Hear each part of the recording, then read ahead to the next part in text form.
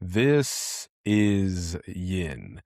And these are conversations about discipline, direction, and identity, and how they quietly shape who you become. Today, I want to have a different kind of conversation.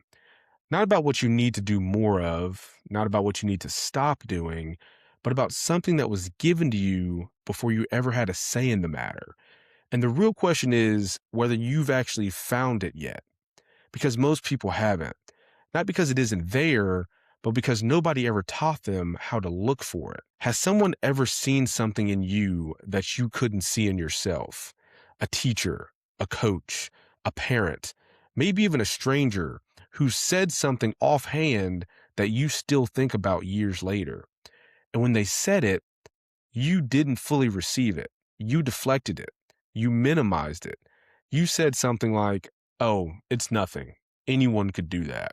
But it still stayed with you. That thing they saw, that was potential. And the fact that they could see it before you could is not a coincidence. That's the nature of the thing because your potential is so native to you, so woven into the way that you see, move, and operate that it feels ordinary from the inside. It doesn't feel like a gift. It just feels like you. And that is exactly what makes it so easy to miss. When most people hear the word potential, they think about what someone could become, like it's a destination sitting out in front of them, something they have to earn their way towards, a future version of themselves they haven't unlocked yet. But I want to offer a completely different version of seeing this. What if potential is something you're not moving towards, but something you were born with? Not a reward, not a result, but a gift, something the universe placed inside you when you arrived here, before your environment shaped you, before your circumstances defined you, before anyone else could tell you what was realistic or reasonable. It was already there. And it doesn't always look the way we'd expect it to. It's not always the thing that shows up on a highlight reel. Sometimes it's the way you make people feel heard in a room full of noise. Sometimes it's the way you see patterns that nobody else can track, the way you love your kids, the way you hold a team together when everything else is falling apart. Potential shows up in 100 different forms. And the work, the real work, isn't to create it, but to find it and then have the courage to take it seriously. Here's why that's harder than it sounds. The things that you're most naturally gifted at feel ordinary to you because it's always been there.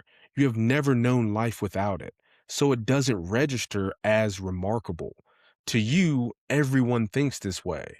To you, everyone can figure out that problem as quickly as you did. But in reality, that's not true. They can't. But you have no frame of reference for that because you have only ever lived inside your own mind. That's why other people often see your potential before you do. They're standing far enough away to get the full picture. They're watching you do something extraordinary that you're treating like it's nothing. And sometimes the most important thing someone can do for you is hold up a mirror. So I'm going to ask you to hold one up right now. What do people constantly come to you for? The thing they call you about, the problem they bring to you. Sit with that question. Don't answer it fast because the answer is closer to your potential than almost anything else I could point you towards. Now, here's what I've noticed. Your potential doesn't just live with what other people see. It leaves its own trail, and it's been leaving it your entire life. You see, potential leaves clues, and it always has. You find them in the moments where time disappeared, where you were so locked in, so absorbed, that you looked up and hours had passed, and it didn't feel like work. You can find them in the things that pulled you in as a kid, before anyone told you it was practical or not, before the world got a vote on what your life should look like. You can find them in the compliments you've been waving off for years, the ones you keep dismissing, not because you don't hear them, but because you don't know what to do with them. You can find them in the problems you can't walk past, the ones that bother you in a way they don't bother other people, the ones you stay turning over in your mind, not because you have to, but because something in you won't let it go. All of that is data, but most people have never been taught to read it.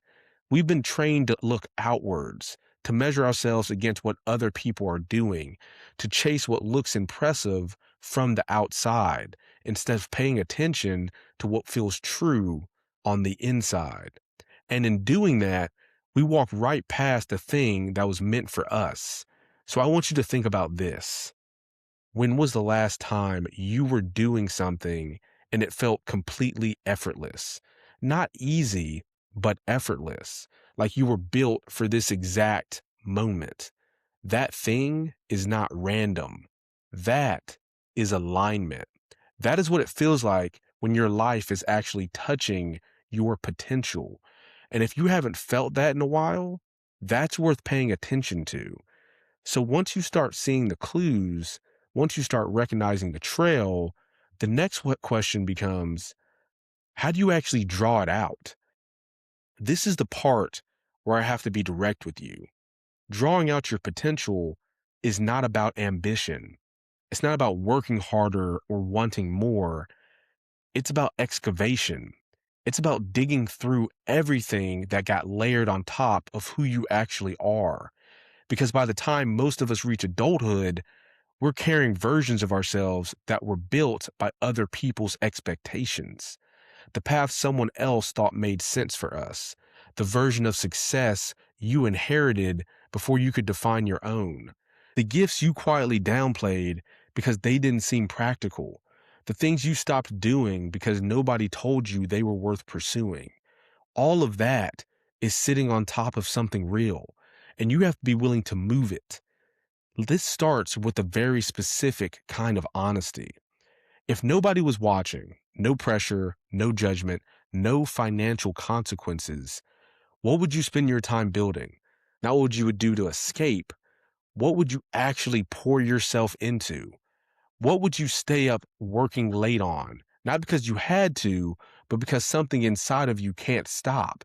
Because somewhere in that answer is the thing you were built to do.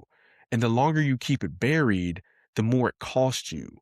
Not in any dramatic way, in the quiet daily feeling that something is slightly off, that you're capable of more than what your current life is asking of you. That's not restlessness. That's your potential knocking. I want to be clear about something because I think this is where a lot of people get confused. Your potential does not have to look like anyone else's. We live in a world that has a very narrow definition of what counts as exceptional. It's usually loud, usually visible, usually measured in money, status, or the size of your platform. And if your gift doesn't fit neatly into one of those categories, it can start to feel like maybe it doesn't count, like maybe it's not enough, like maybe potential is for other kinds of people. But I want to push back on that very hard because I've watched people step into their potential in the quietest ways imaginable. A mother who finally stopped shrinking herself and raised children who knew exactly who they were because she finally knew who she was. A man who spent 20 years in a career that wasn't for him and finally started building what he actually cared about, not for fame, not for money, but because he finally stopped pretending that version of himself was enough. Someone who realized their gift was simply the ability to make people feel less alone in a room and started treating that like a serious, irreplaceable thing. None of that trends, none of that goes viral, but all of it matters. All of it is potential being honored. So I want you to ask yourself this. Have you been measuring your potential against someone else's definition of what it should look like? Because if you have, you may have been walking past your own gift your entire life, looking for something that looks more impressive, something that looks more like what you've been told to chase. And the whole time, the real thing was already in your hands. Which brings me to the question that I think matters more than any of the others. Do you actually know what your gift is? Not what you're good at, not what pays you well, not what other people think you should be doing with your life. What were you actually built for? Because if you don't know, That is the most important work in front of you right now. More important than your goals, more important than your strategy, more important than any plan you could make for a direction you haven't actually found yet. And if you do know, then the question becomes harder. Why are you still treating it like it's optional? Why is it still the thing you'll get to eventually? The thing that has to wait until the timing is right, until you have more resources, until life gets less complicated. Because the timing will never be right. The gift doesn't wait forever. Every year you leave it untouched is a year it doesn't get to do what it was meant to do. Not just for you, but for everyone it was supposed to reach. This week, I want you to do some real honest work. Go find 3 people who know you very well. Not people who will flatter you, not people who will tell you what you want to hear, people who will tell you the truth, and ask them one question. What do you think I'm naturally gifted at? The thing that comes easy to me that doesn't come easy to most people. And then stop talking. Don't explain, don't minimize, don't fill the silence with anything. Just listen and then write down what they say, all of it, and then sit with it and ask yourself one more thing. Why have I been treating it like it doesn't belong to me? Because it does. It always has. Here's what I want to leave you with. The people who saw something in you before you saw it in yourself, they weren't projecting. They weren't just being kind. They were paying attention to something real, something that was there before your doubt got loud, before your circumstances got complicated, before the world started telling you what to be. The thing they saw is still there. It didn't go anywhere. It doesn't expire, but it does require something from you. It requires you stop waiting for permission to take it seriously. Stop waiting for someone to validate it. Stop waiting for the version of your life where it finally feels safe enough to fully show it. That version isn't coming. The only version that exists is this one. And in this version, you already have what you need, and you were born with it. The only question left is whether you're finally ready to stop leaving it inside. This is Yin. If this resonated, share it with someone who needs to hear it. Not everyone, just someone who's ready. You can find Yin Worldwide Podcast on Instagram, TikTok, and YouTube. And if you want to go deeper, visit our website at liveyin.com. That's www.liveyin.com. Subscribe if you're committed to the work. If not, that's fine too. This isn't for everyone. Remember, move with intention.